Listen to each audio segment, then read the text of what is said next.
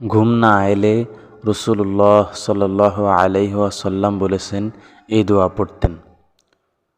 দোয়াটি হচ্ছে আল্লাহুম্মা রব্বিস সামাওয়াতিস সাব'i ওয়া মা আযাল্লাত ওয়া রব্বাল আরদিনা ওয়া মা আকাল্লাত ওয়া রব্বাশ শায়াতিনা ওয়া মা আদাল্লাত কুন লি জাররাম মিন শাররিন খালকিকা কুল্লুহুম জামিআন আন ইয়াফরুত আলাইয়া আহাদুম মিনহুম আও আন ইয়াবগিয়া আজ্জা জারুকা ওয়া জাল্লা সানাউকা ওয়া লা ইলাহা গায়রুকা লা ইলাহা ইল্লা আনতা।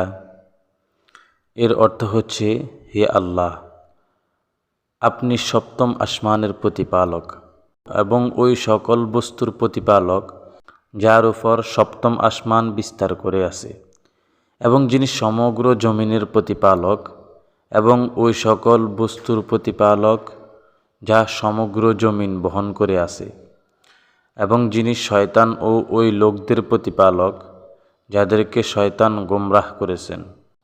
হে প্রতিপালক আল্লাহ, আপনি সমগ্র মাখলুকের অনষ্টি হতে আমার রক্ষাকারী এবং আশ্রয়দাতা হয়ে যান, যাতে এই সকল মাখলুকের মধ্যে হতে কোনো মাখলুক আমার উপর অত্যাচার অবিচার করতে না পারে।